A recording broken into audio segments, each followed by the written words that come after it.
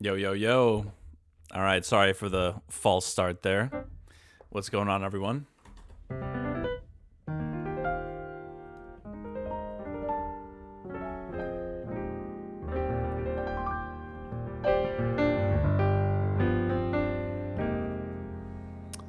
Doing good? Nice.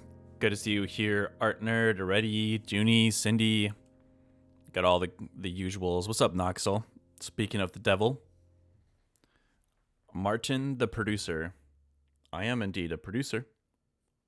My name is Martin, so yeah, you're right.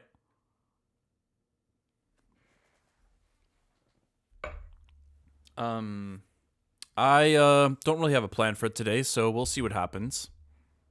Tuesday.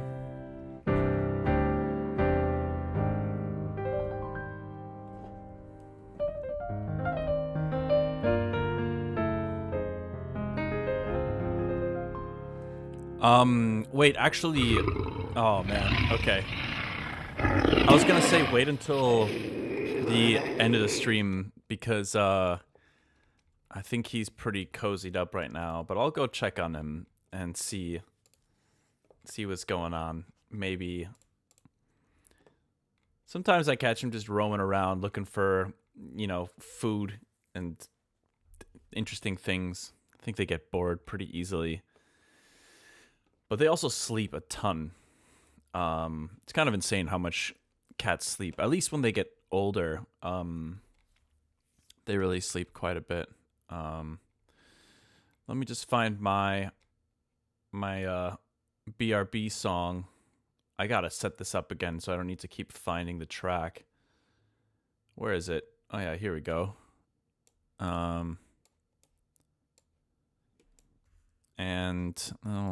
I shall BRB. Whoa. Oh wait. House version would be kind of cool too, actually.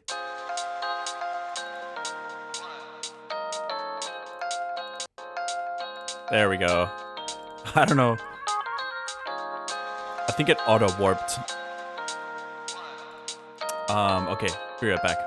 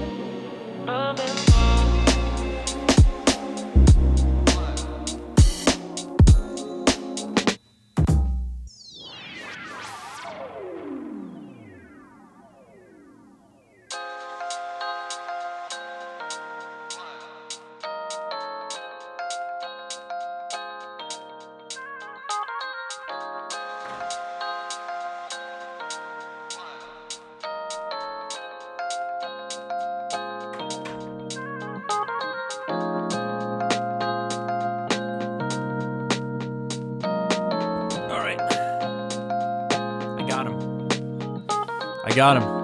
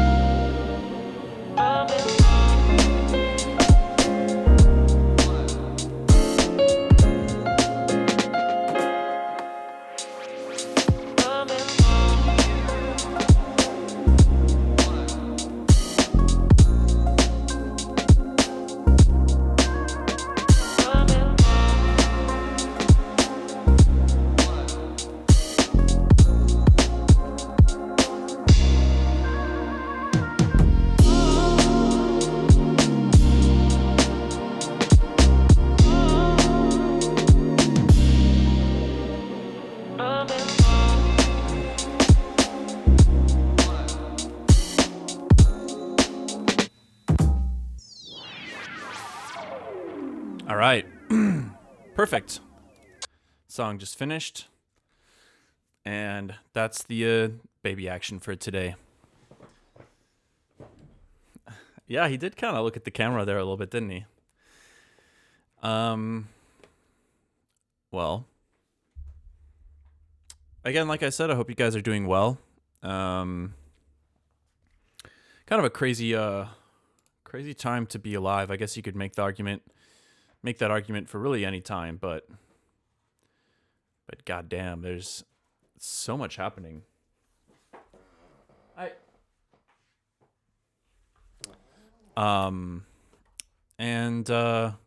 Yeah, I don't know. I think I saw saw a clip the other day of what was it? I think it was Charlie Puth talking about he felt about how he felt that chords are along with the human voice, like singing lyrics, etc. It's the most important part of a song. I thought it was interesting because I don't necessarily agree with that, but it just made me wonder about how different people perceive what's important to them about music. Because I feel like it changes a lot over time as well. What's up, Lady of Shallots? Thank you for the follow. I think I don't know if I can place I don't know if I could really define it so simply, because over the years my tastes have definitely broadened. If anything, I used to be much more of a hipster when it came to music. I think I enjoyed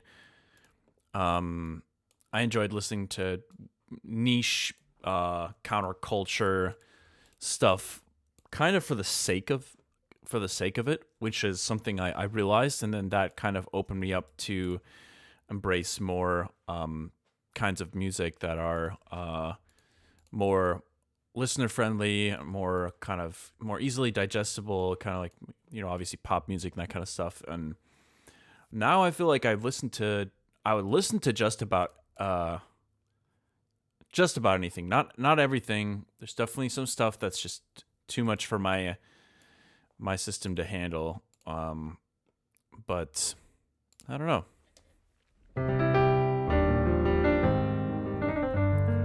But anyways, I figured I'd just bring up the conversation and see if there's anything that you guys feel in your eyes is the defining factor for a good song.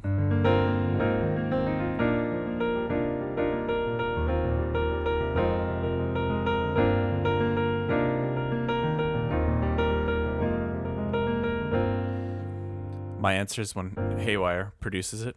I appreciate it, Art Nerd. Oh, I need a sound trigger on my Stream Deck that goes like, oh. Who, me? Okay, but anyways, let's get into sketching some stuff here. I am going to stick to kind of sketching stuff from scratch. So I'm not gonna do any album stuff on stream. Let's see. I think I was experimenting with this kit here. Super simple, generic.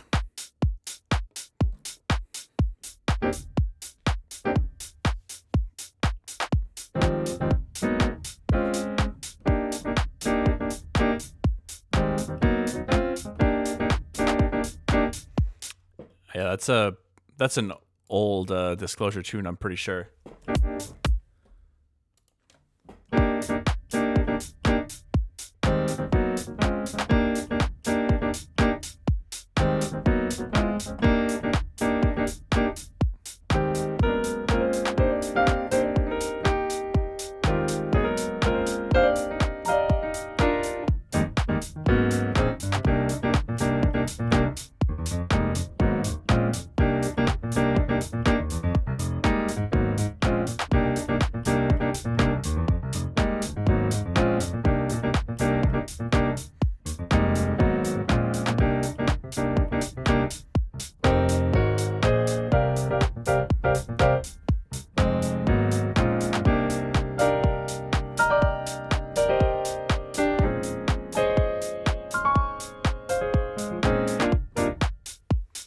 I think I want to just like cycle through some like various sounds, just to try to see where my creativity is at the moment.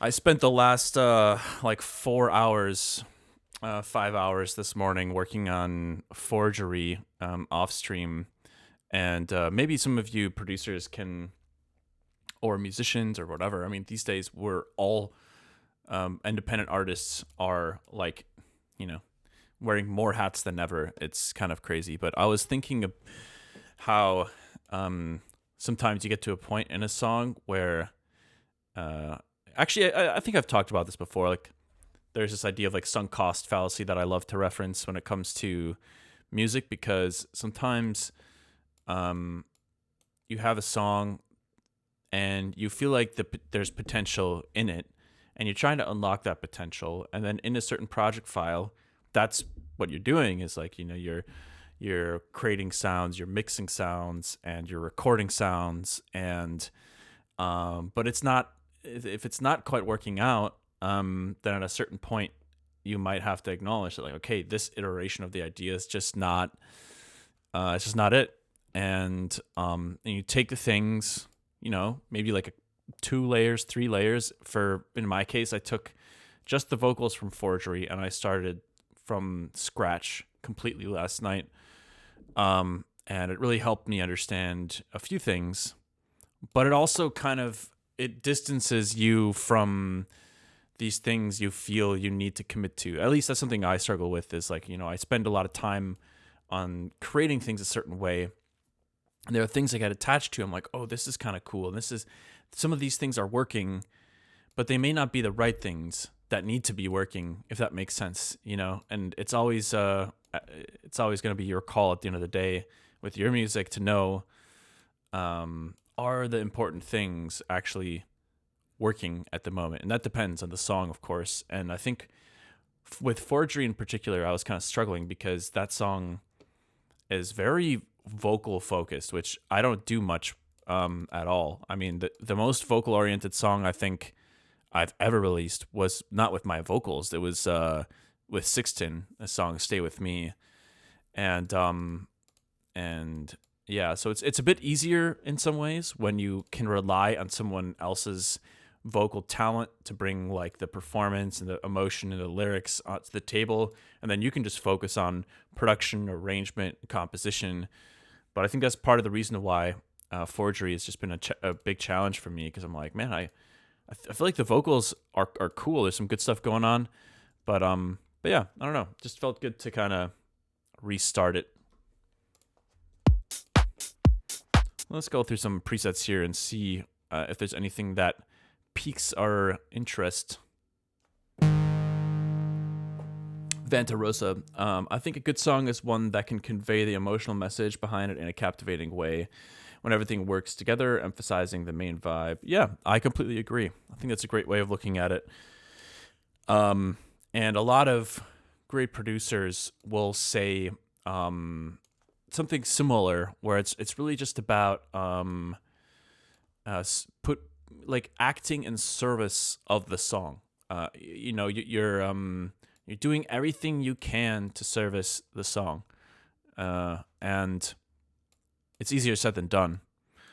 But yeah, it takes a lot of, I think it takes, well, obviously a lot, like talent and technical skill, but it also takes like a certain emotional mindset, like a balance between like confidence and humility. It requires you to be like, okay, you know, I can't do everything, right? Like, or, you know, I don't know. There are these different mindsets that can just help in the creative process, where it's like, you know, if you're you can spread yourself too thin by doing too many things. That's something that I struggle with sometimes. You can lack the confidence to be like, this is who I am. This is what I want to do. That's super important, you know. I was listening to Rick Rubin. It wasn't an interview. It was actually, I think I mentioned this. There's like the Founders podcast. I've been enjoying listening to that. And there's a kind of like an exploration of Rick Rubin's kind of career, but mostly like his mindset and And actually, I think Founders has multiple podcasts on him, but Ruben talks about this kind of stuff a lot. And I will admit I was pretty skeptical of like his presence in the industry, mostly because he is so non-technical, right? I mean, he talks about that. Um, he's just there to like express his taste, which is like that seems like a big luxury to have, And so my initial reaction to like becoming familiar with him was kind of like, huh. I mean, yeah, I wish I could afford to give up, a bunch of money for someone to sit in a room with me and be like, I like this or I don't like this. Like the idea does seem a bit silly at first, but hey, he has the track record. He's earned obviously the right to do exactly that. And so you can't really argue with the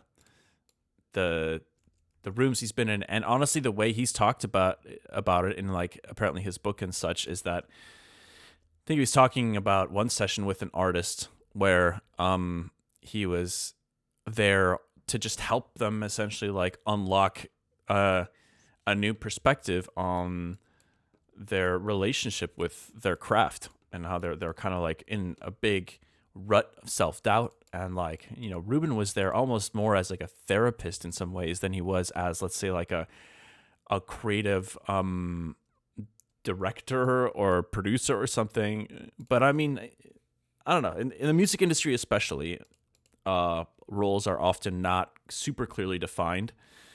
So there's a lot of overlap, right? So I don't know if you end up being, I think a lot of artist managers actually will say something similar where it's like you often have to be your artist's therapist almost. And I mean, I'm not saying that's a good or a bad thing, but yeah. Anyways, whoops. I didn't mean to do that.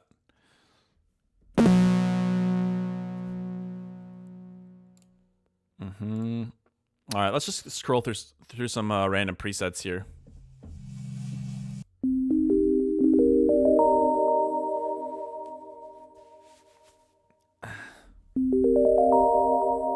It's a beautiful sound.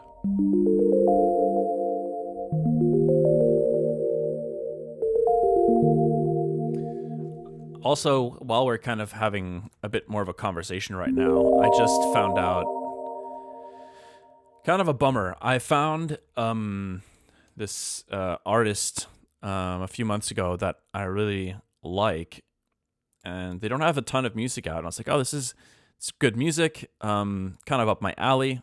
And then I found out somewhat randomly that the vocals in their song were AI generated, and it just kind of felt like the perfect example, or I guess it felt like the perfect validation to me that it's kind of an inevitable, unless regulations by DSPs and streaming platforms like Spotify change and they kind of make it clear what is, if something contains AI generated media, which it's kind of funny to think about that like platforms like TikTok have more, they put more effort into making that clear than a place like Spotify.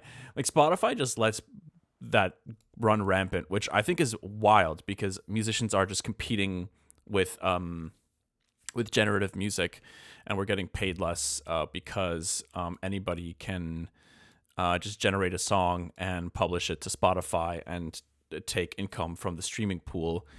But it's anyways, it just like it was an interesting experience because that's the first time where that's happened for me, where I found a song and I liked it and I didn't know that there was something AI generated.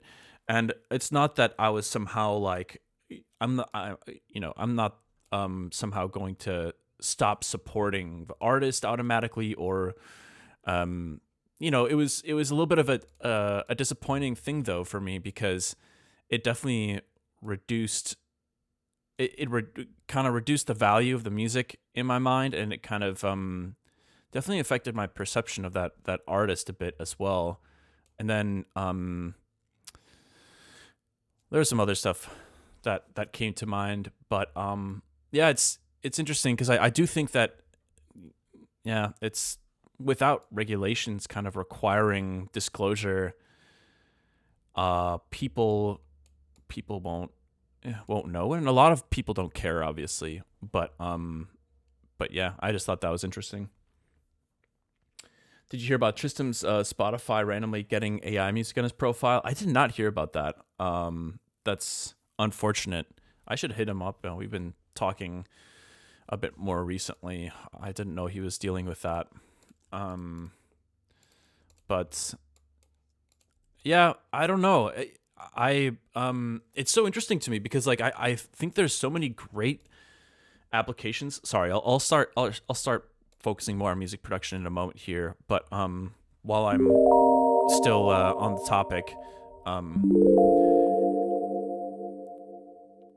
it's interesting. I think the technology that's being created right now it's absolutely incredible. And it's gonna have it already is having some insane repercussions. I know that there's a lot of there's a massive lack of job growth in the U.S. and there's a series of layoffs happening, which are somewhat related to, I think, AI, but maybe not in a direct way, maybe more indirect. I don't know. I'm not like an economist or anything like that. I don't really know exactly how to interpret like labor market data and stuff, but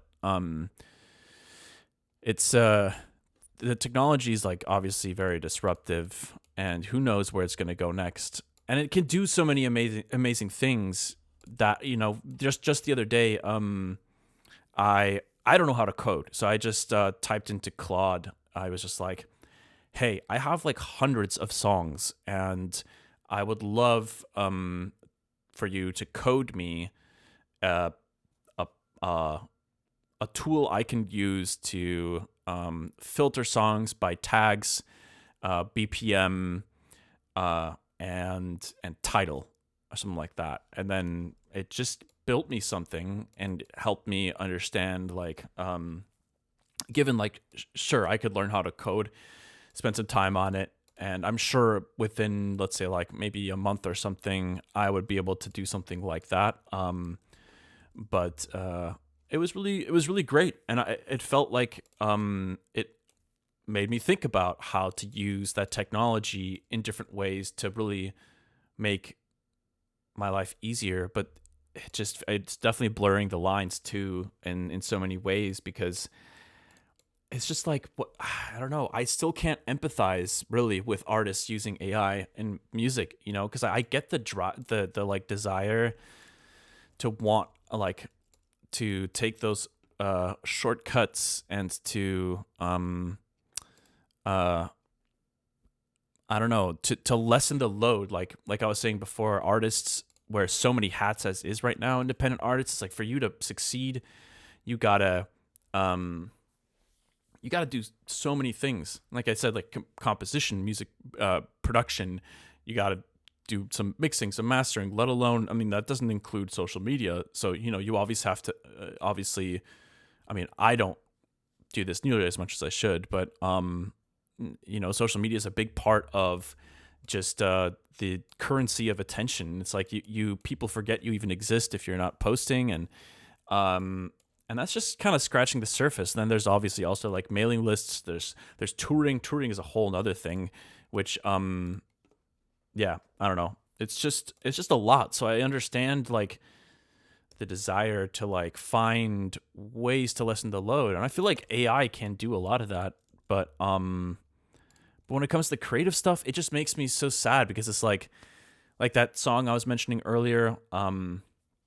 It's kind of like a house tune, and I thought it was really catchy, cool chords, good production, great vocals, and then the vocals turned out to be AI, and I'm like, man, that could have supported, instead of this, I don't know exactly how it works, instead of like Suno having credits on the song or whatever, that's like that could be supporting some vocalist instead. And that it's not somehow easy to find the right vocalist for the song, but doing something just because it's easy in the world of music, I think is super counterintuitive.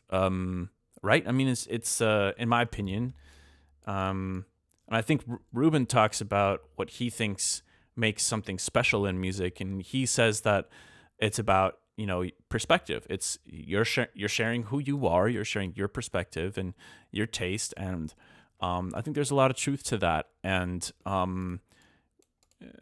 yeah. Anyways, I'll end my rant there. Let's figure out what to make here. Well, I think that it's also a little bit of a cop out, right? To say like maybe they wouldn't have access to a vocalist otherwise. It's silly because it's like, look, everybody has iPhones these days. You can literally record vocals on voice notes. Like, think about, I correct me if I'm wrong, but I'm pretty sure there are quite a few pop hits, not that many, but there are some that do literally have iPhone recordings for the vocals in them. Like some, I'm pretty sure some Billie Eilish stuff, for example. And then obviously the other question is like, well, what if you're not good at doing vocals? It's like, well, who says you even need vocals, to make a song good, right? It's just, I don't know. It's a fascinating topic, so I tend to go off the rails on it quite often. And I think it's really interesting just because we are encroaching some pretty insane territory. And I think like part of the issue that I see with the reliance of independent creators on tools like this is it gives a bigger and bigger share to these like consolidated interests, like companies that own these tools are the ones that are going to keep being able to take more and more from artists, and it's just because artists are willing, it seems like artists are more and more willing to give up that control, because the reality is that there's no filter, there's no tag that says, hey, this is AI generated at the moment, and so there's no repercussion, and there's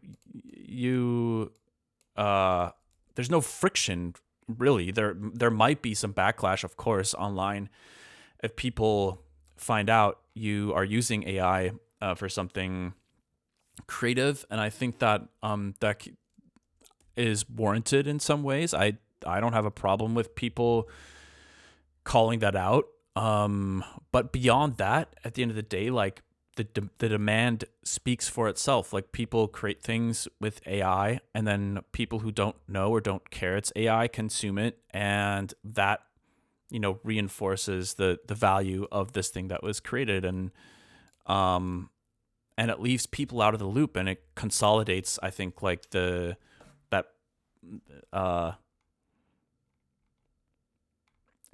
it just funnels more money into the pockets of like corporate interests instead of artists, and that's a big reason why I disagree with artists embracing it, because it's like you're shooting yourself in your in your own foot, and not in a direct sense where it's like, oh, you use AI for like a vocal once, and then you're going to become a slave to Suno or whatever. It's not like direct like that. It's more just that you're turning the dial just a tiny little bit more in their favor by doing that. And it's just not necessary. It's like, we don't need to do that. But anyways, okay, that's it. I do agree that transparency is really important. And I totally disagree with how these DSPs are just not creating any safeguards for AI music at all. I think that's completely ridiculous.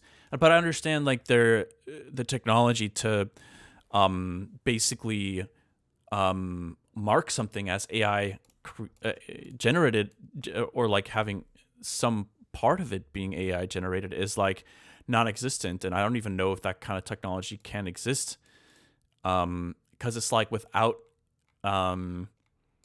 without basically like some kind of transparency,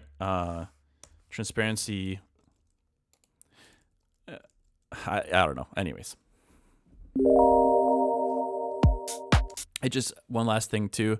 One thing that cracked me up is that I saw that ASCAP. ASCAP is my PRO, and they have now on their back end you can you have to specify was AI involved in the creation. So there's 3 tiers. There's no AI, partial AI involvement, and then completely made by AI. And it's like, okay, what's stopping people from just saying, no, this wasn't generated by AI, but it was actually made by Suno? Like these systems aren't they're lagging so far behind, and there are no I don't know. There's no repercussions either, from what I know. It's just it's wild. A lot of wild stuff going on in the industry.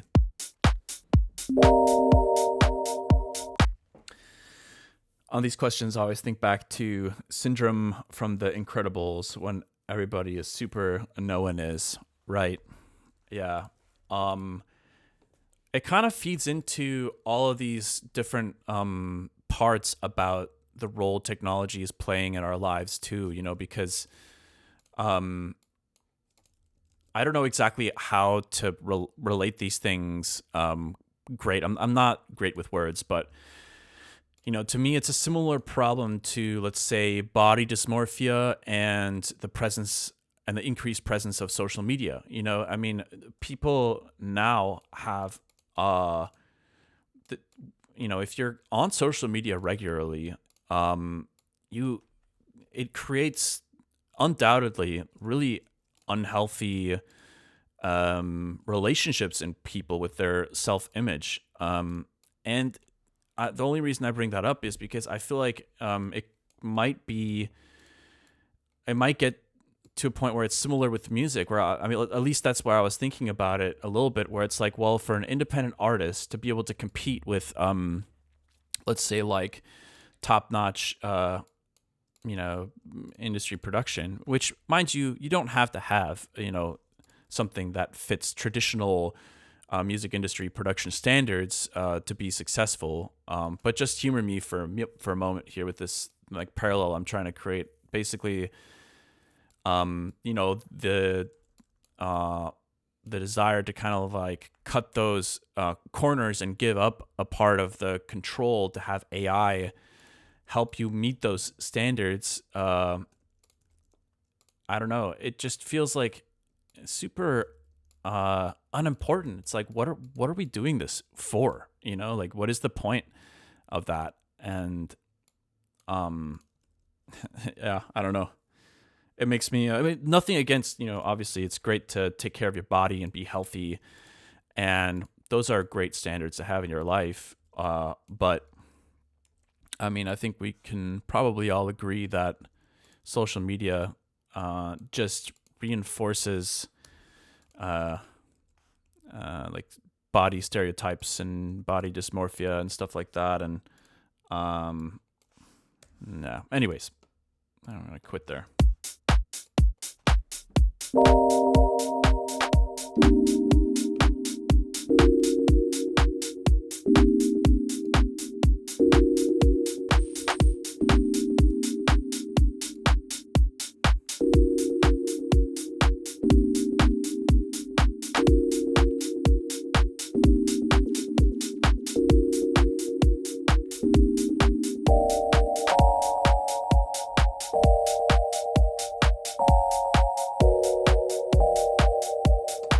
I wish there was a way for the reverb to re-trigger. You know what I mean? With every hit,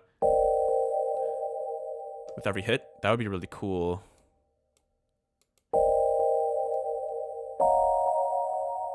Maybe there's a way to do that, and I just don't know how to do it.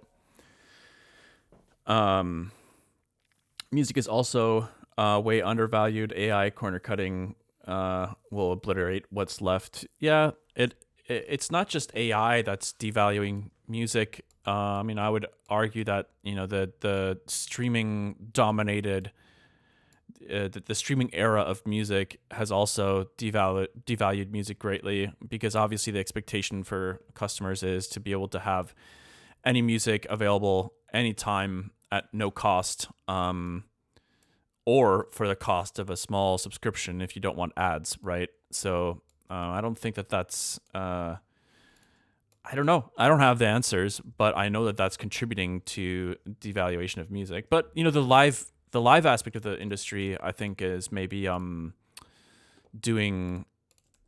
It feels like it has the ability to balance that out a bit, And I honestly think that live music will possibly flourish more, because the authenticity of music moving forward is only going to become more questionable, right? I mean, we're not going to know, like, is this AI? Did they use AI for this? Or like, who's singing this? Who produced this? I don't know. And a lot of people consuming anything online, it's not really going to be known whether something's authentic or not. I don't see how we're going to know about anything being verifiably authentic. And so I think, like, in the music space, I definitely think that live music can be a balancing force in that way.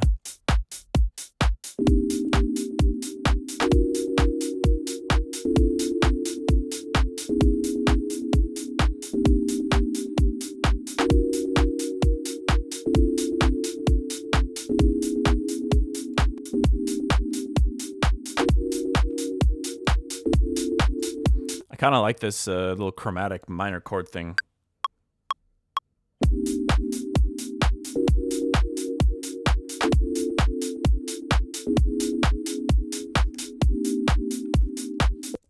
Use an envelope in the reverb mix? No, it's not gonna quite do what I'm talking about, unfortunately, because the tail from the first chord is still going to be present when I hit that second chord. So you hear, for example, obviously right now there's no automation on the reverb, right?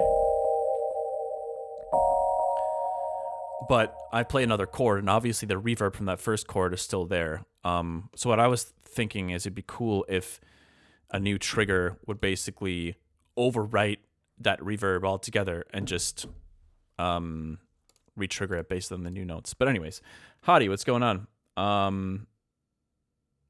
Good to see you here, man. We're just we've been talking about music industry stuff here, life stuff, for the last 40 minutes or so. Maybe infinite access to everything, everywhere, all the time is not a good thing for humans to have. I completely agree. Yeah, I found this pretty wild and disturbing novel that was self-released. It's called The Metamorphosis of Prime Intellect. You can actually read it for free online, but it is kind of like a dystopian, semi-dystopian view of like that concept. It's a pretty fun read. I mean, it's not perfect. It's maybe got a few flaws in it, but it's super interesting. It's a very, very interesting take on abundance. But anyways.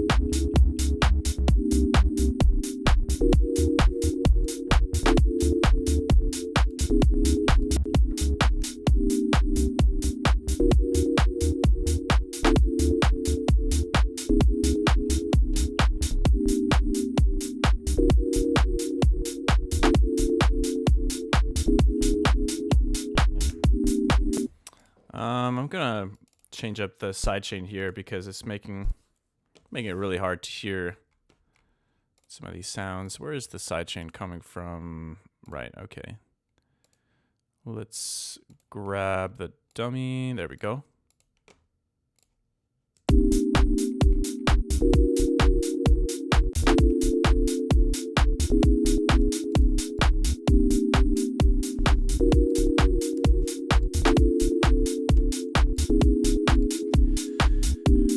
This is kind of giving me Severance vibes for some reason.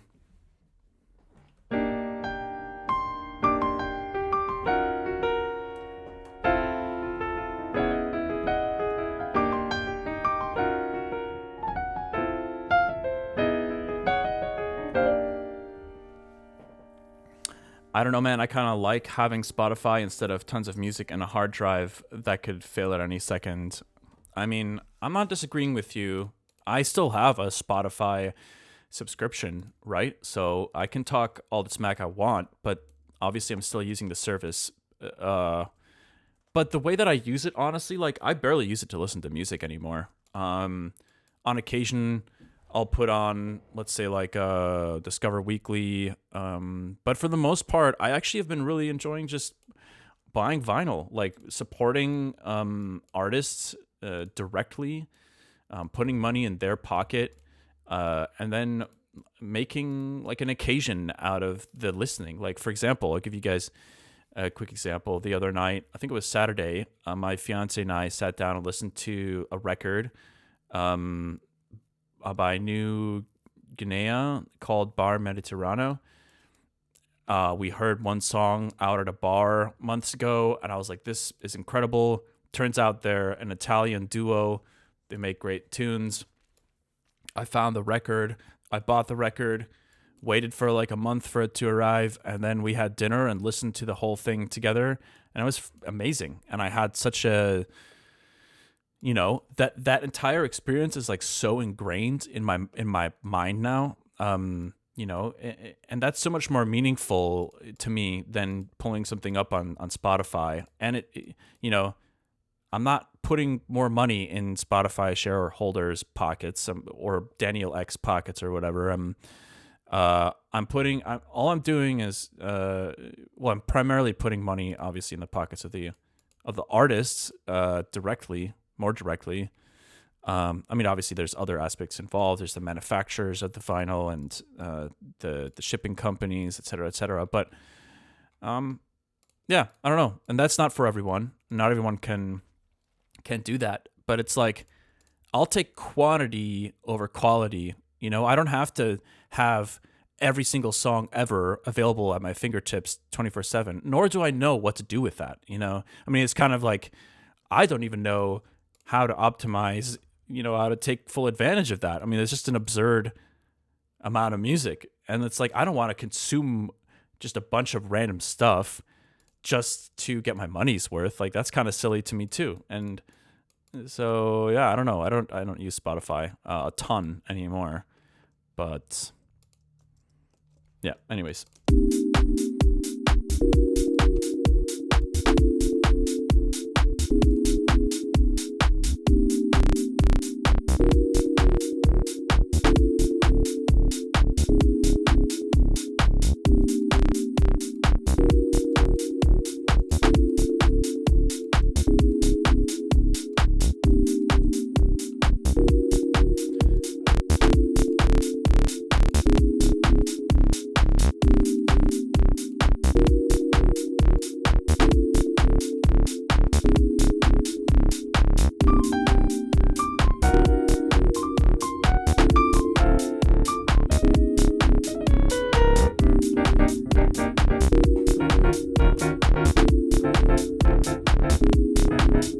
Talk about music. Hey, yo, Haywyre. Didn't know you were streaming. Yeah. Kind of been going at it pretty regularly for the last few months now. Just trying to figure out what vibe to go with here for today.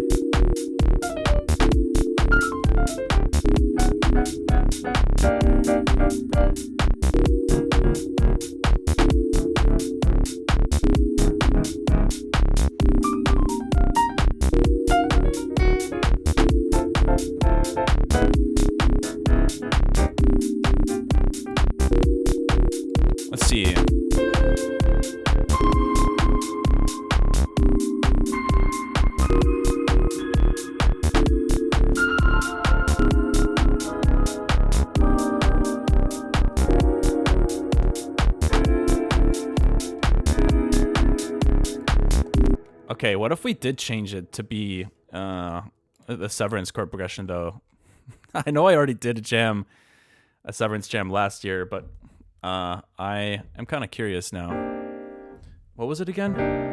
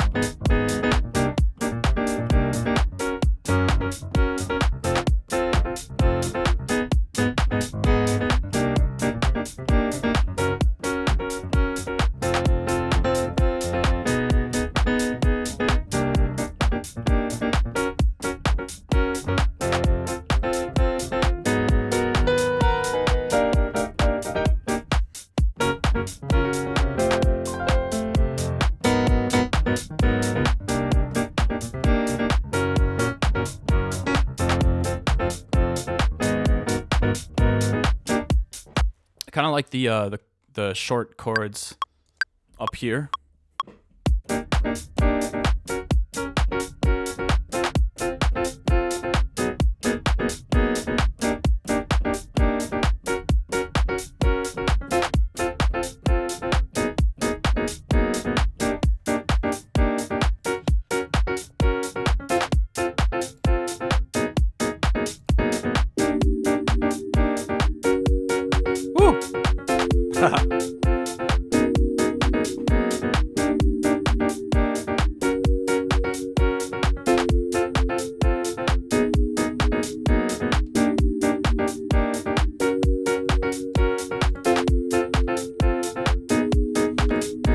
Okay, let's get some kind of lead going.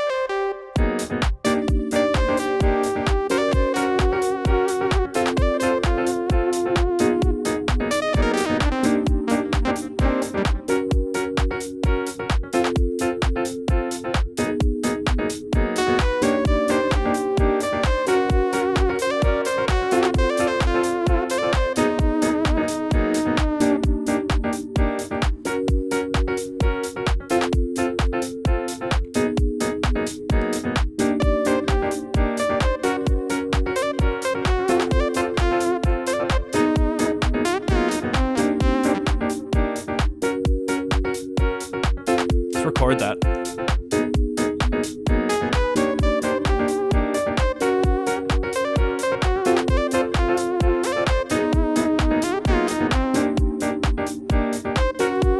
I think we want to double the length of this. I don't really like the synth playing the entire time. Kind of picturing it only playing in the second half right now. So let's go like this.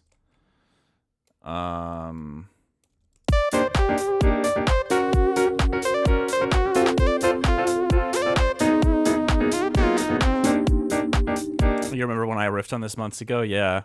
I don't know why. It just kind of randomly, it popped back into my head. Let's see. Let's find a little trillion action. Get some bass going.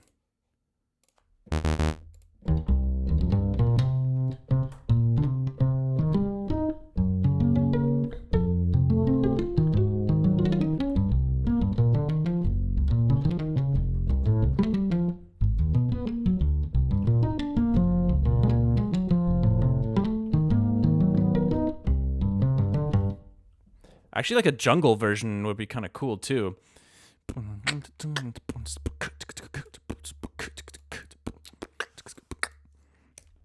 Let's make like a house version first, and then maybe we could do a jungle version as well. I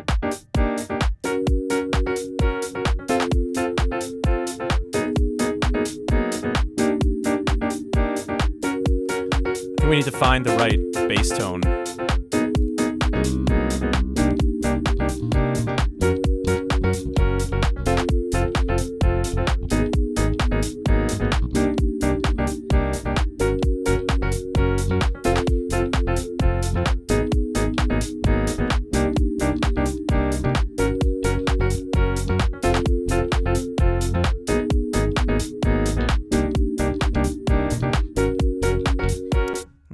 I don't know. This one's pretty good.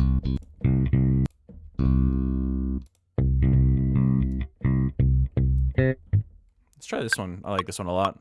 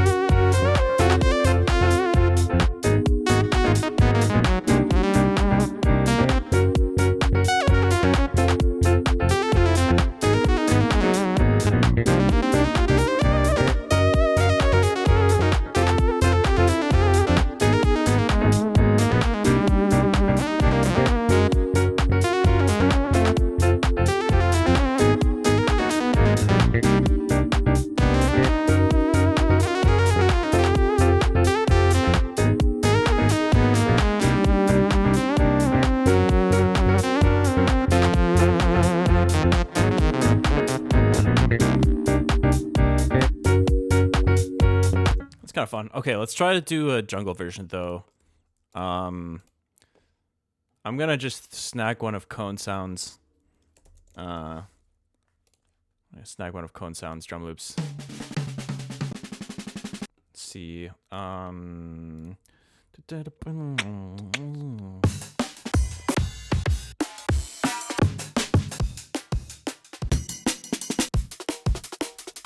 love this one. This one's fire. So let's switch the BPM to, let's just go 172. That's where the loop is at natively. Okay.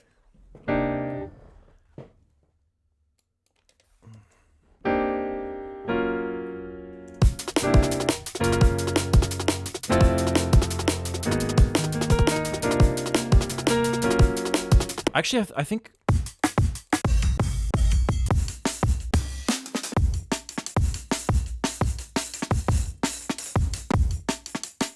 I'm gonna do this one instead. I'm thinking maybe something a little bit gentler, like in terms of the snare being higher pitched at least.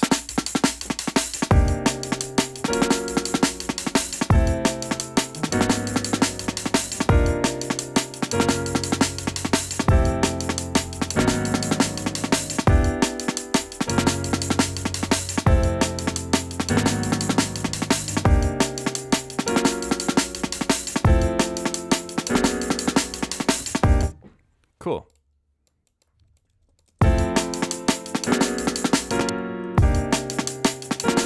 Wait, what? Why did that get separated? There we go.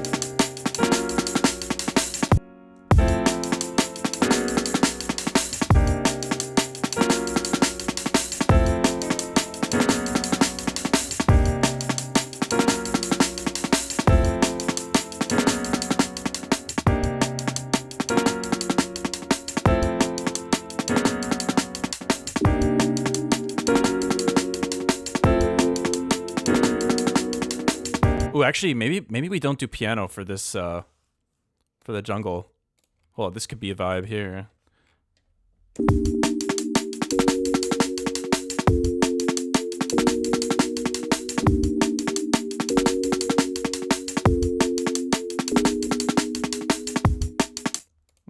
I like that.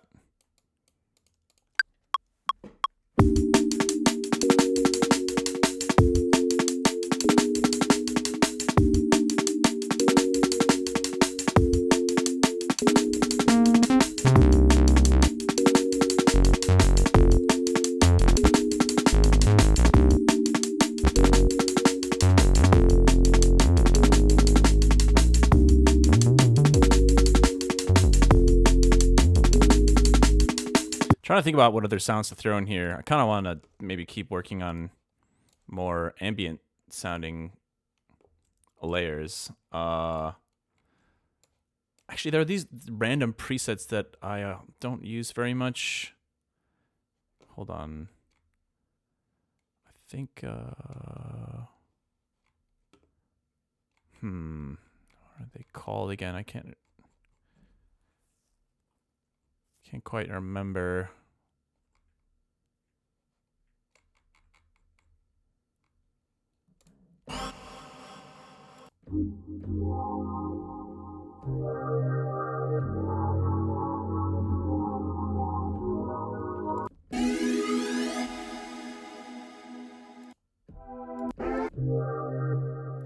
This would be really cool if I could change it so it's not playing a chord.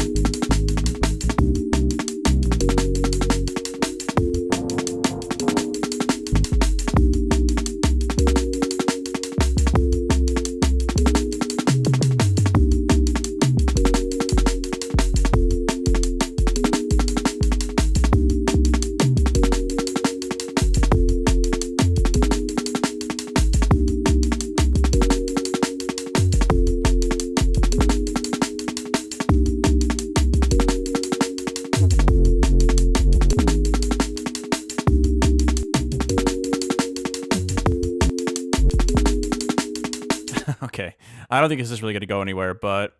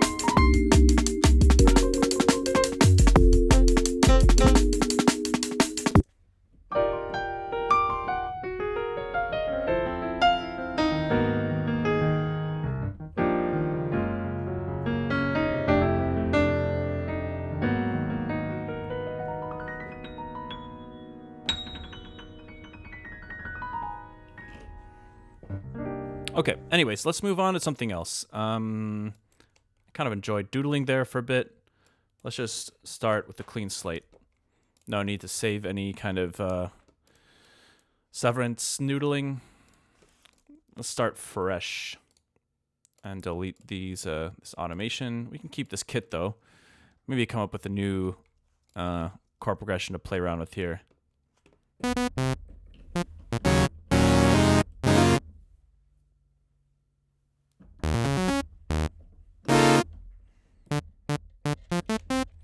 Maybe we should all just try to make a bunch of whole tone music so that AI scraping models like Suno just suddenly start generating a bunch of obnoxious whole tone based music, and people will stop listening to AI music. And then we'll only play the good music live.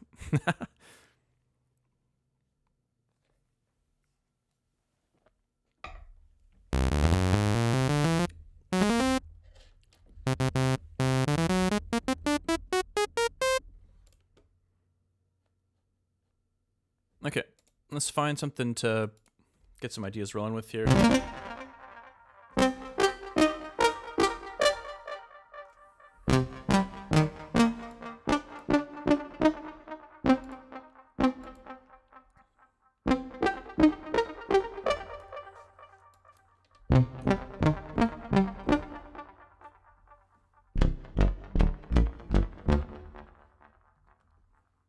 It's an interesting sound.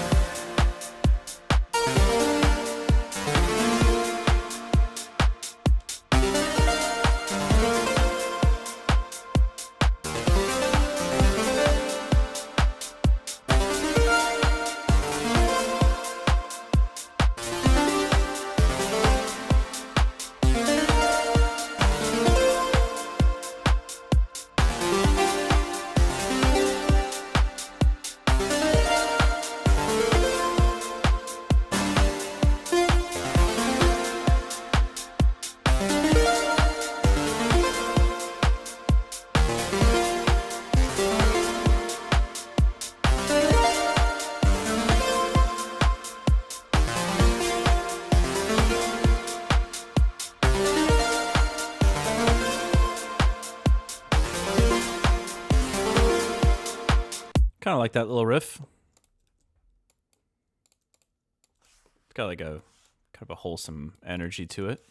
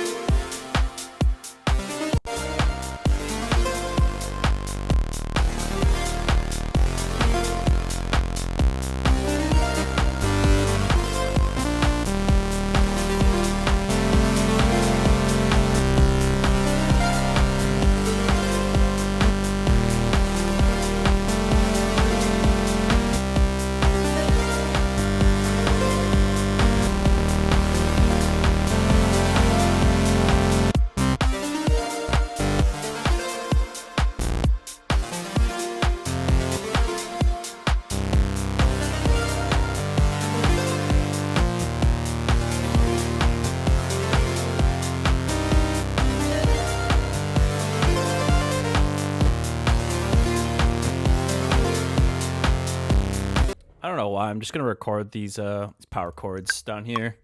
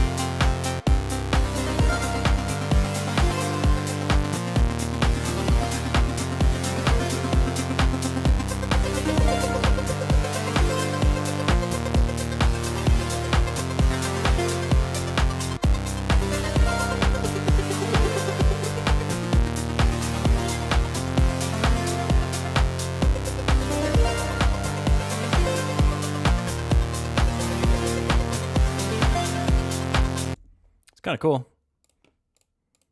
I don't know what it's reminding me of.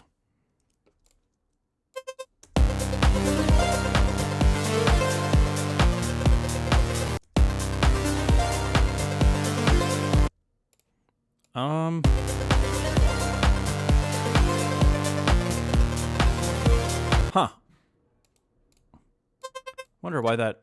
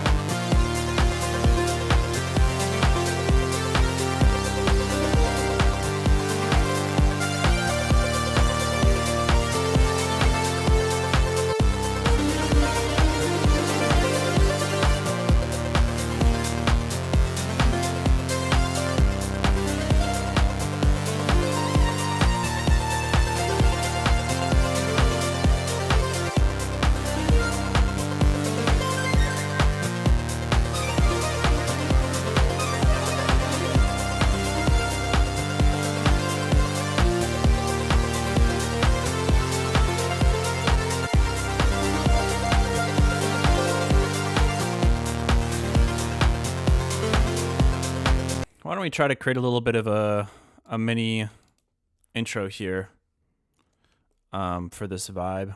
We'll just low pass, literally just a saw. We'll just low pass this. And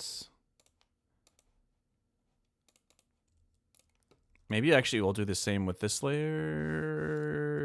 Yeah, I think so.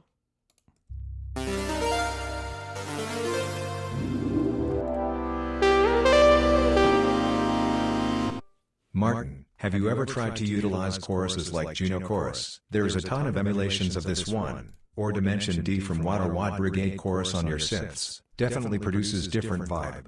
Also give kilohertz ensemble instead of unison a go. Incredible stuff. Especially pads and atmospheres. Also hi. What's going on, man? It's good to see you here, Asian.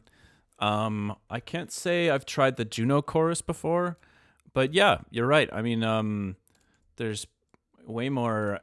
There's a lot of interesting ways to get unison out there. Let's see. I have kilohertz stuff installed, so maybe why don't we just give it a shot right now? Let me open up a fresh new patch here.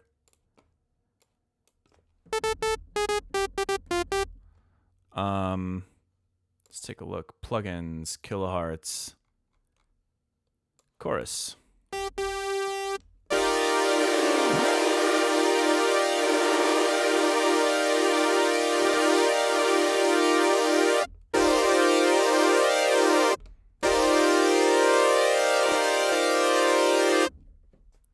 Yeah, I haven't really messed with this one before.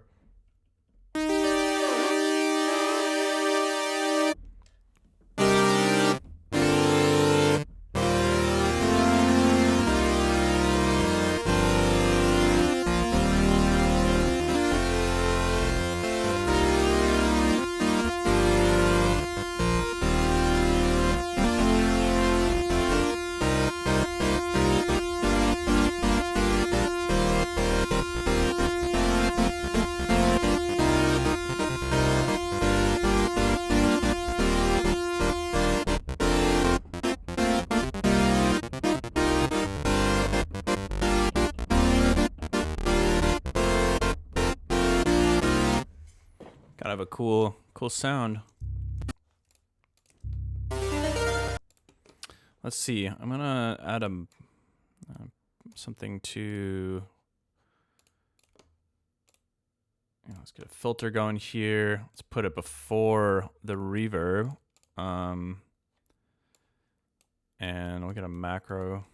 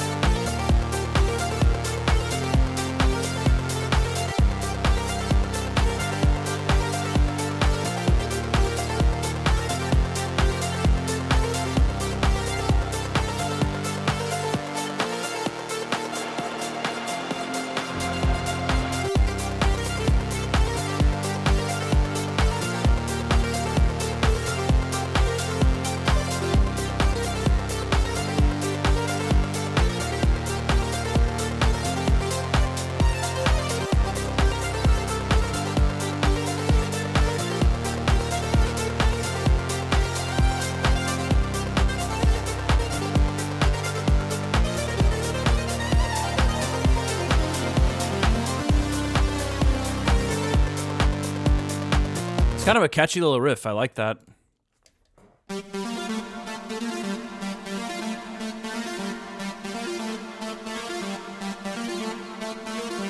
What if we started the song like that? Let's see. 2, 1, 2, 3, 4.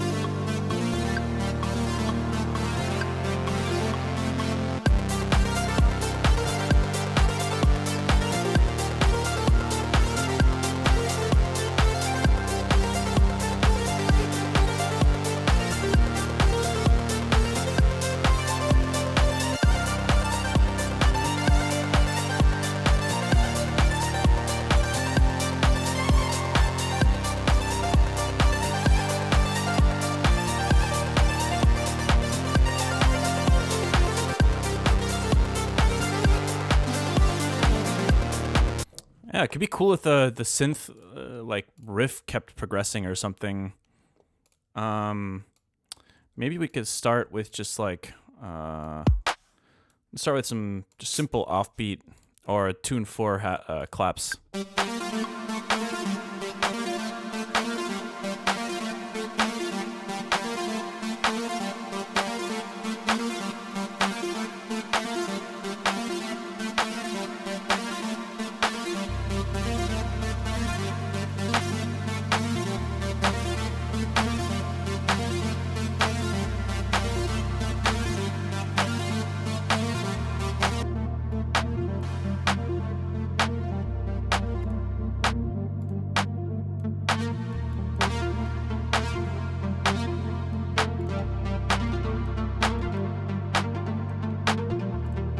Getting kind of trancey now.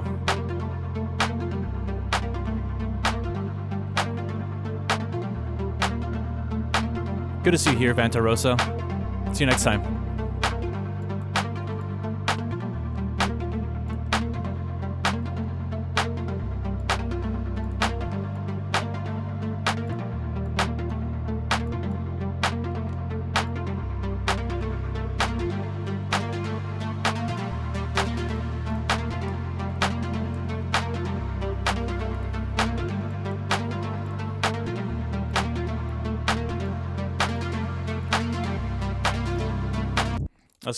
Let's get a tambourine shaker thing. I'm just gonna type in tambourine.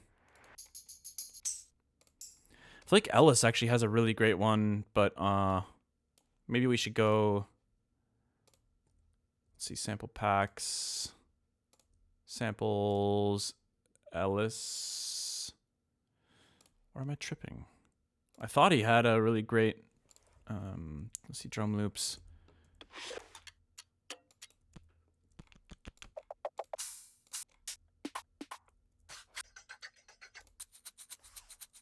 I mean, actually, we can use the shaker.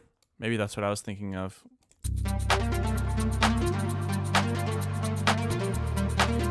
And my playing was getting a bit out of sync here, so maybe let's mute this for the time being, because I think I might keep jamming on that. What BPM is this? 119.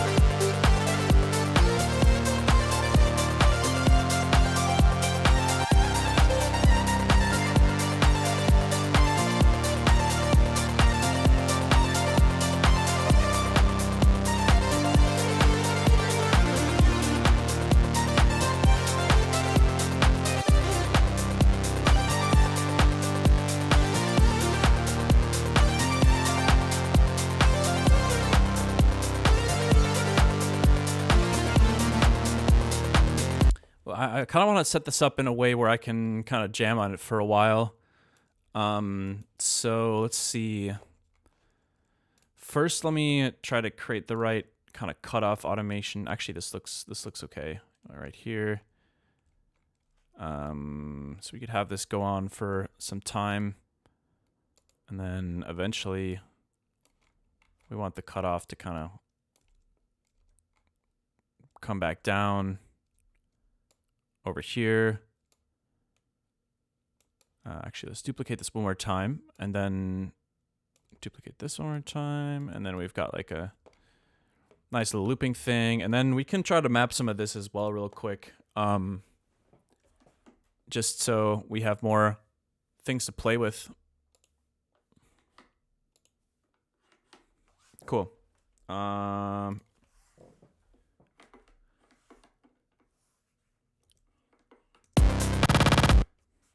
Okay, maybe just stick it to like eighth notes. Okay, nice. Got a little, just a beat repeat thing going. All right. Let's see how this feels. Why is this completely off now? What the hell? What did I do? Oh, whoops.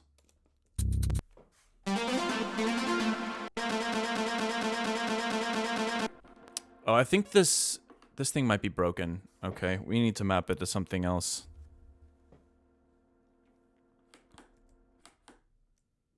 That one's okay.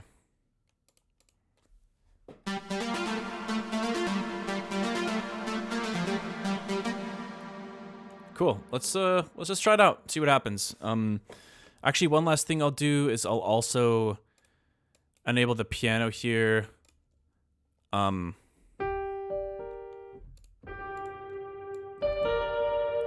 a little bit of reverb to it for ambiance.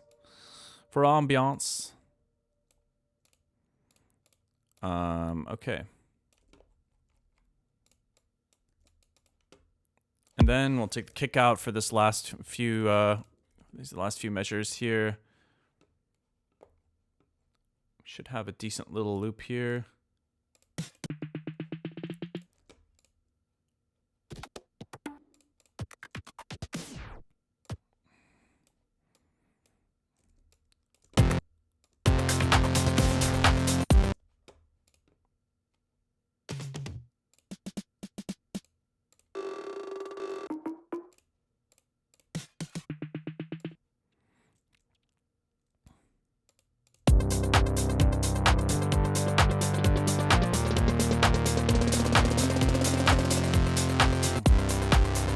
Okay, and then actually one last thing I'm going to do here too is I'm just going to throw in a crash for our quick and dirty little house jam that we're sketching out.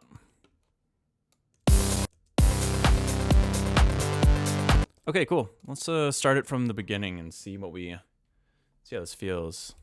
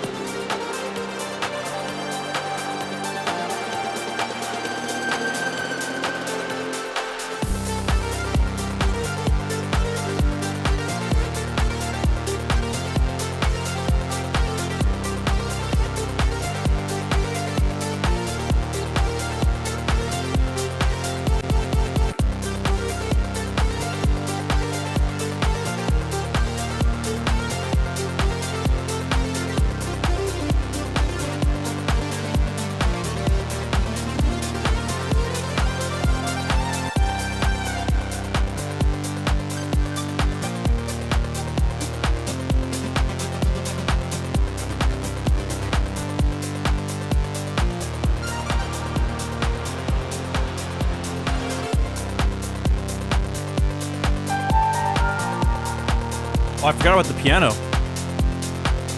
Ooh, we could do the piano here.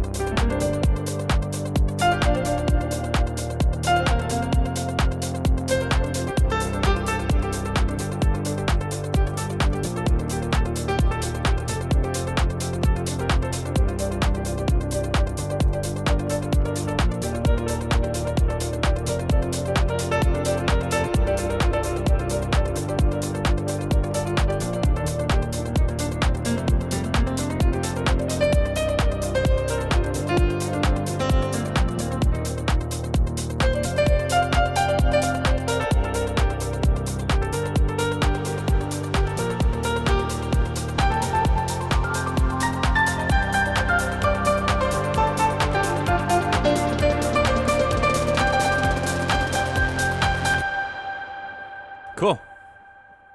It's a fun little jam. I do like that synth riff. I feel like that's pretty catchy. It is a bit repetitive, but let's see. Maybe we can just record that real quick. Just so we have it. Actually, we recorded it earlier already, so it just isn't quantized.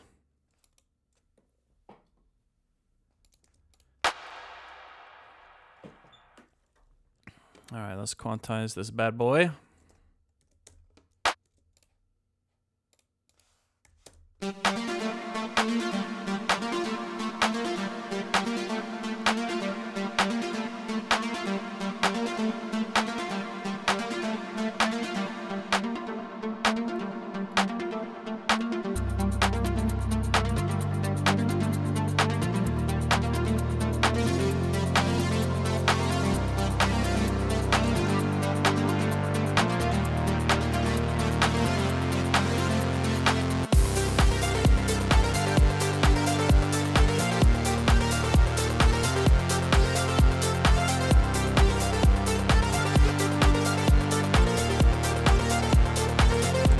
Okay, might be time to consider replacing those sawtooth power cords.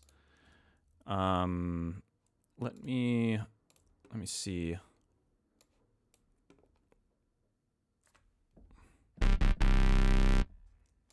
This might be a little bit more interesting.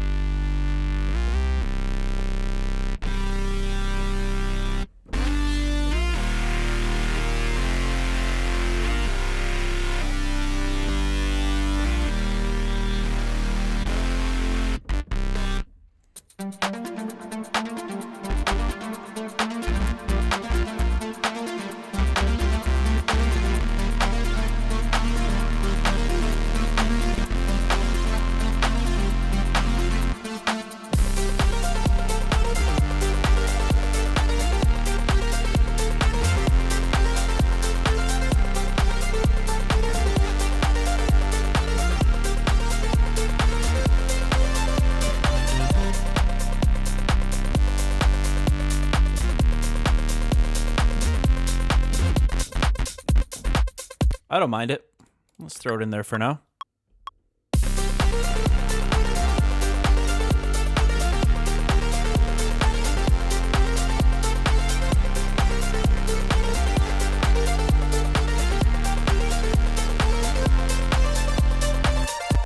I'm gonna turn down the portamento a bit.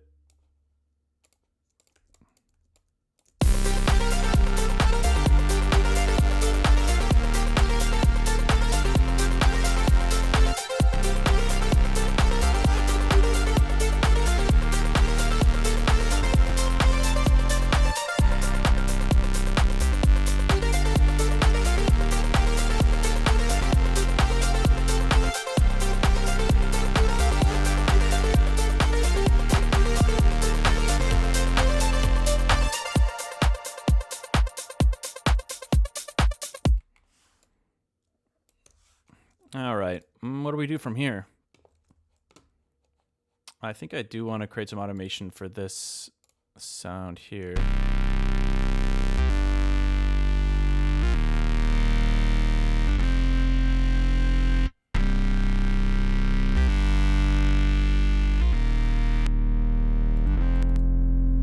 Just gonna add a macro to cut off.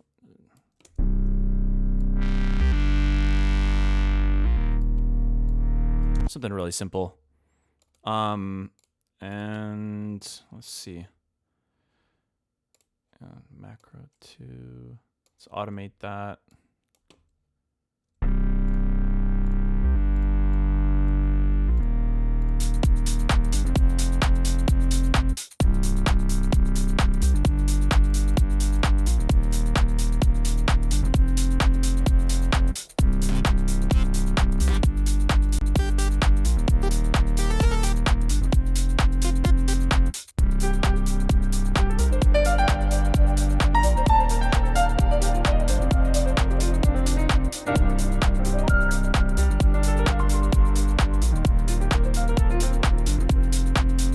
Yeah, wasn't there a different... We forgot about this synth.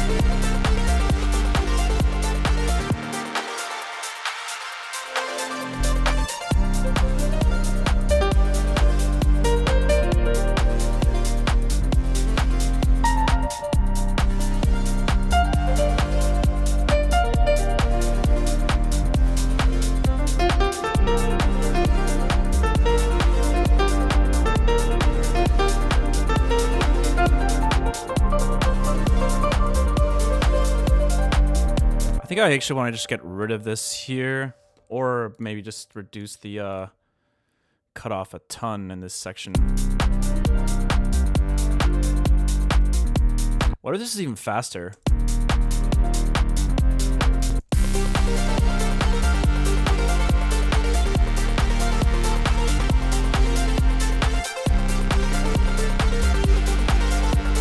Actually, Actually, 135 feels pretty good.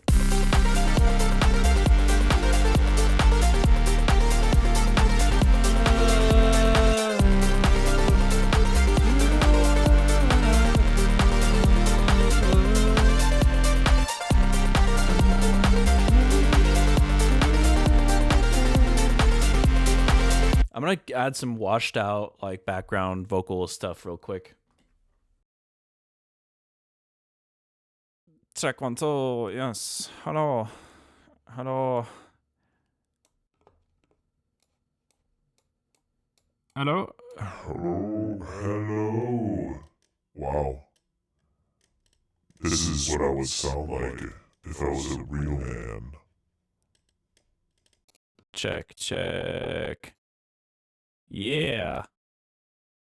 I should experiment with some voice changers on stream sometimes. Check. All right, let's just get some Valhalla on here. Woo! Groovy. Woo!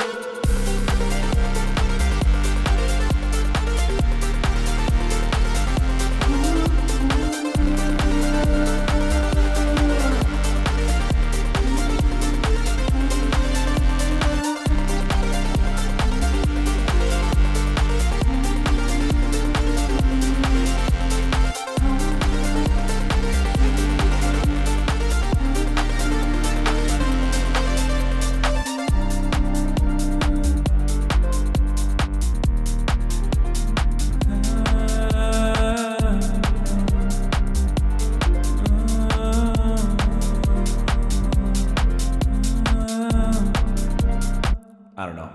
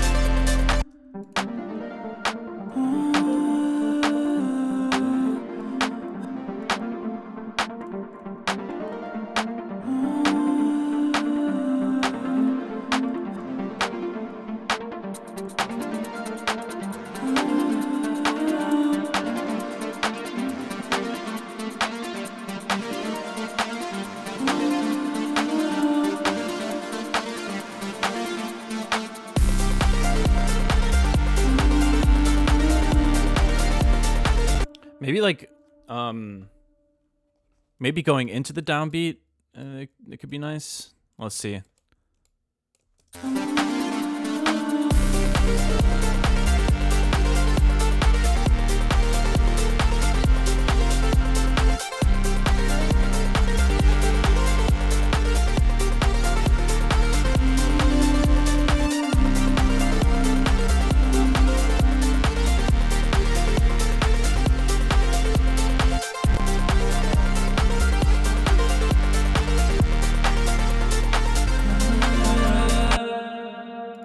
What the hell? I don't think that's the right setting. Oh yeah, this is C Dorian. So that's wait, I think that's F major. I'll switch it to. Yeah, that sounds okay.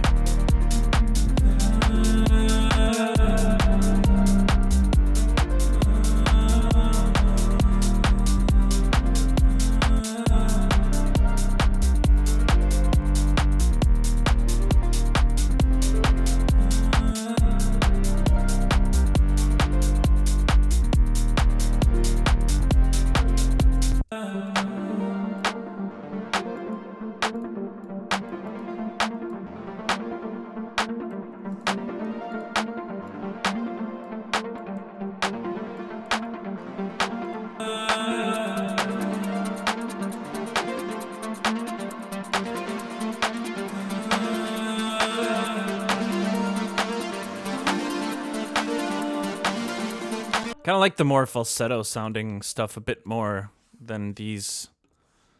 These were fine, but they didn't sound as like.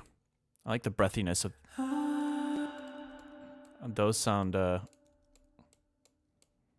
little more gentle, which I like.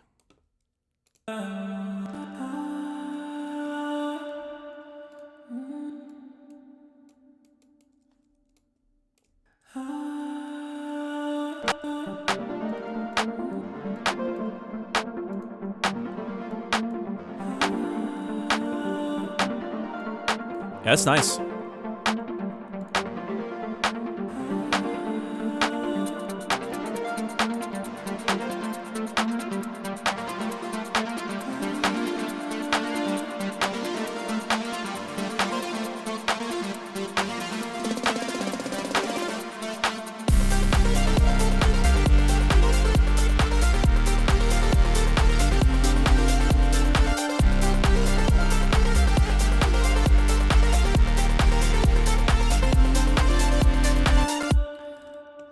I thought maybe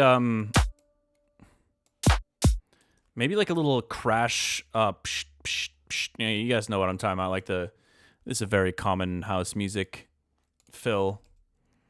I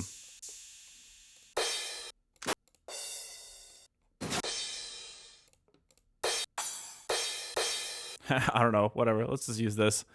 1, 2, 3.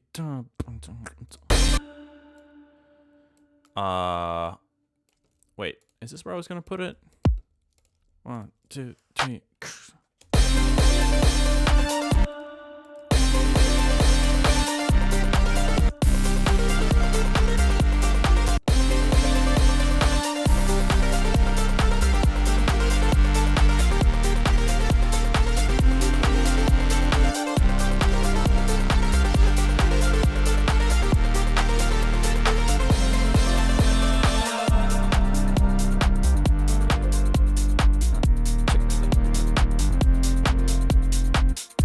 I think this should be even lower.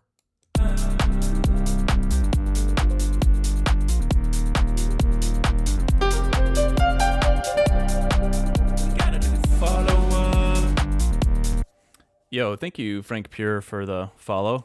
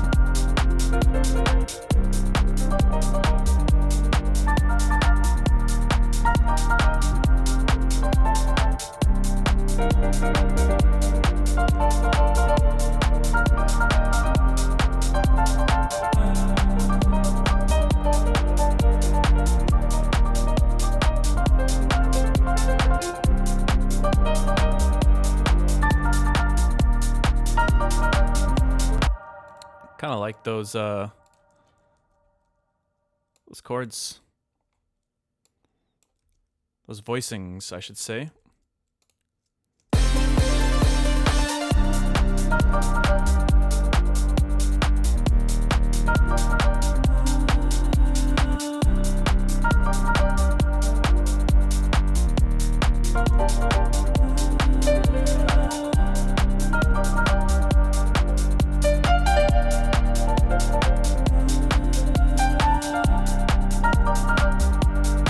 are really nice.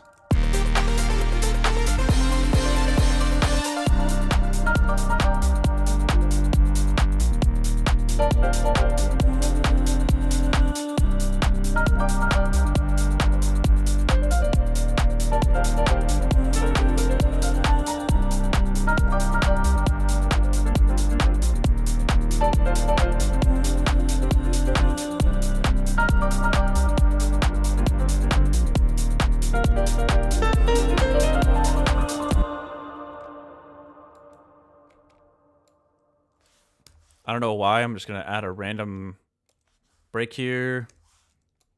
And we're going to add a little...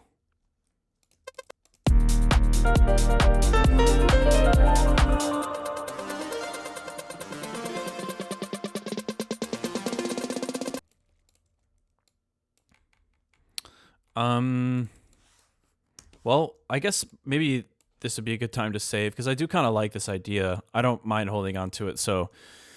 Let's do 03/24/2026. What do we call this? Let me I want to ask y'all, chat, what are we going to call this project file? I could just call it Garage House. Also, I was thinking about that today. Why we got a new follower? Yo, thank you for the follow, Joker's Wild 313. I was thinking about this. Why are both garage and house like real estate related, you know? Like, are there other genres that are like that? Attic, basement. What else we got? Kitchen? No. So there's got to be some reason for that, or maybe it's a coincidence. I don't know.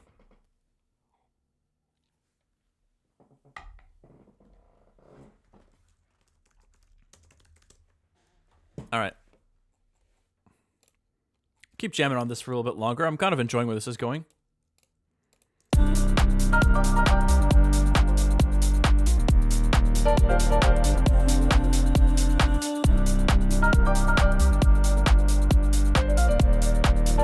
Good to see you here, Perillian, by the way. You as well, Boosh Tunes.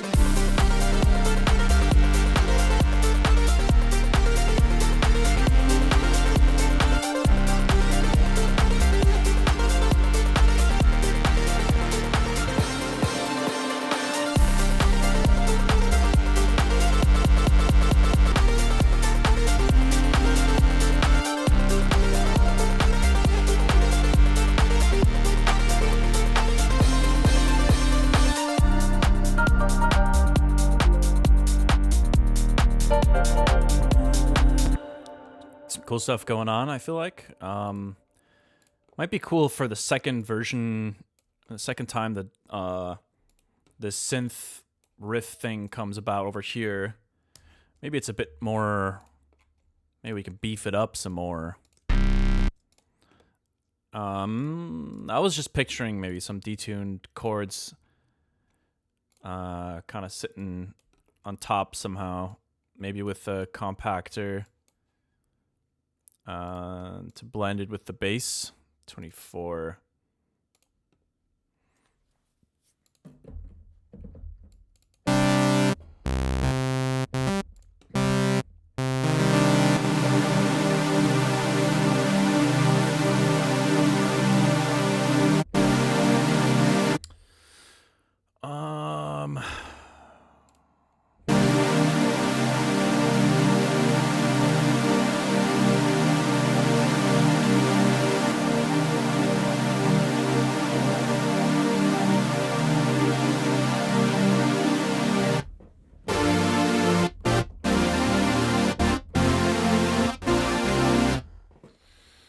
Those sound pretty generic, but I'm just gonna throw this in here and see.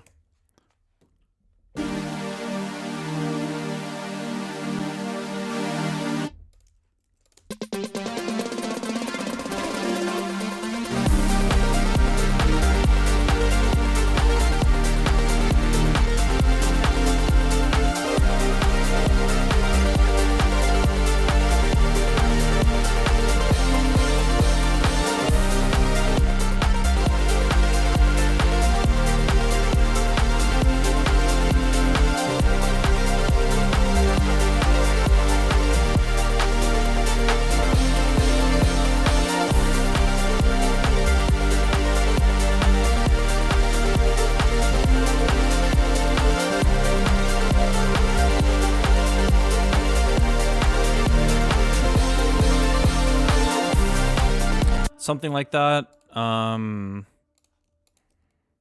But the second the bass disappears, that gets a bit too loud, so I'm gonna make sure this stays on for the time being until we kind of have a better workaround for that. Let me record these chords one more time. I think I was doing something like that.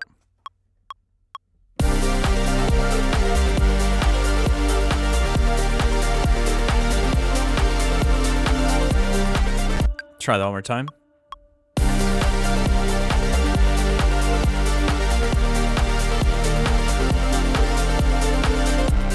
Whatever, we'll just use something like that for the time being. And I want to add some comb action to that as well. Get a little bit of comb. I am a comb addict.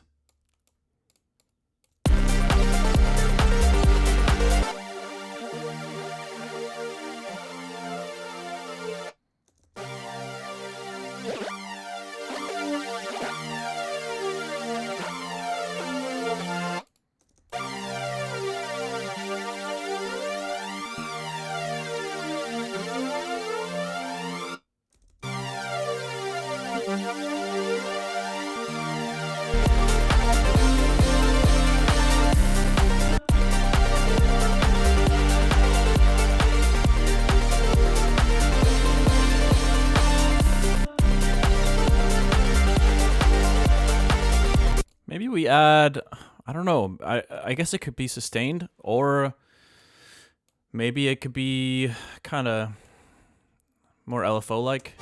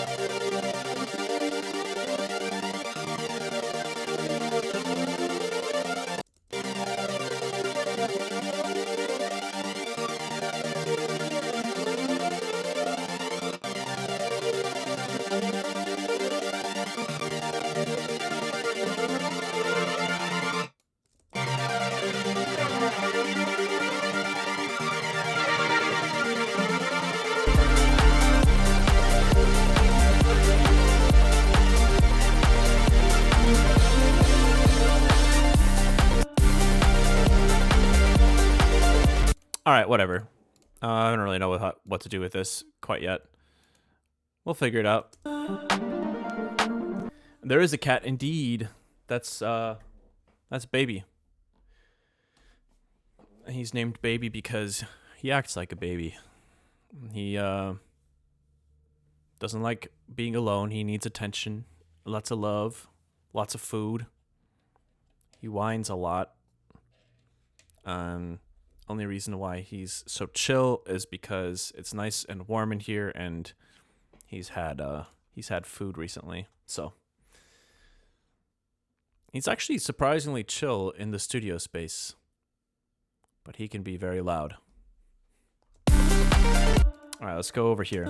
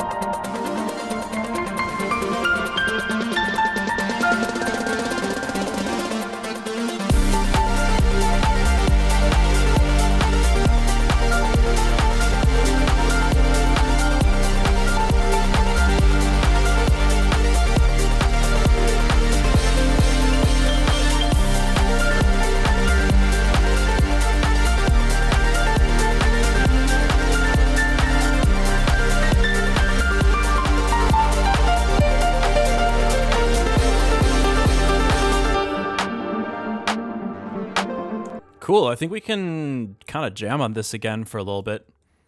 I know it's a little repetitive at this point, but dude, I just listen, I just like jamming. Jamming is fun.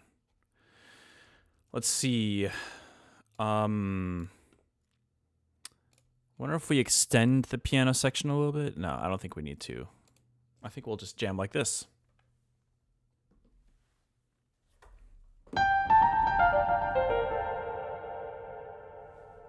Do a little piano intro.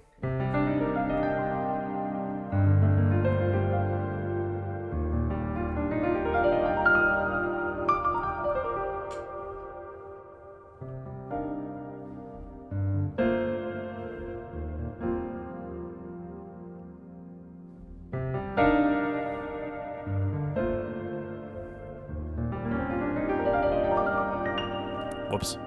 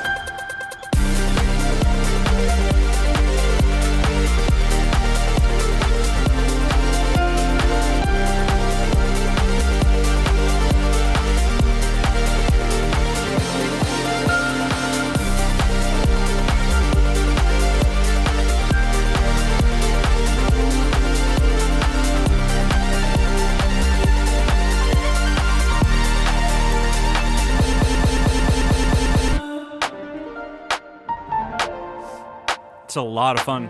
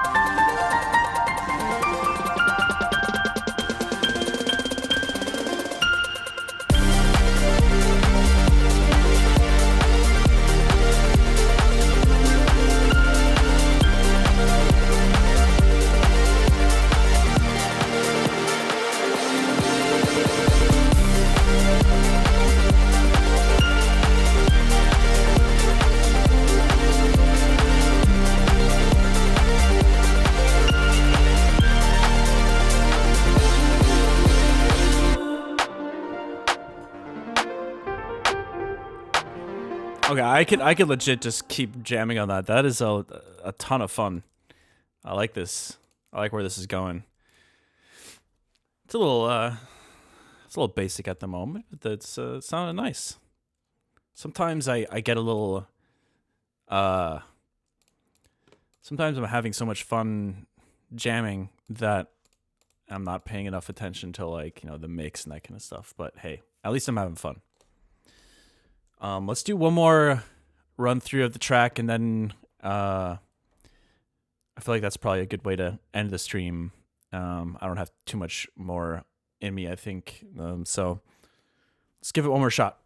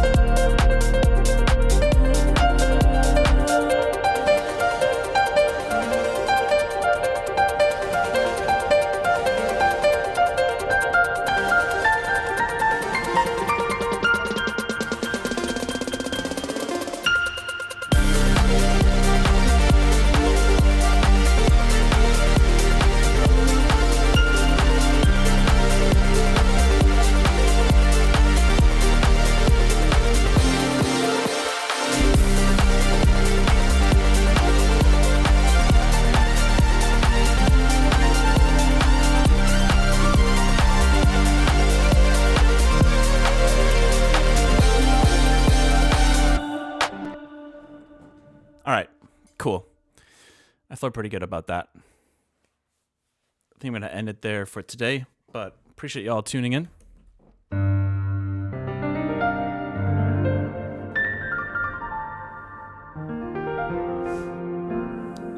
How did you make that little octopus there?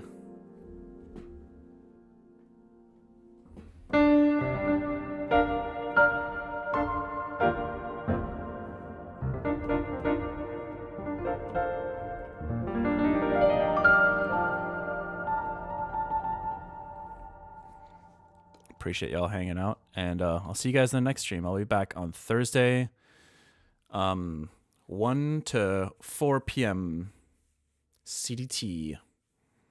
Hope you guys are taking care of yourselves, and yeah, till next time. Peace.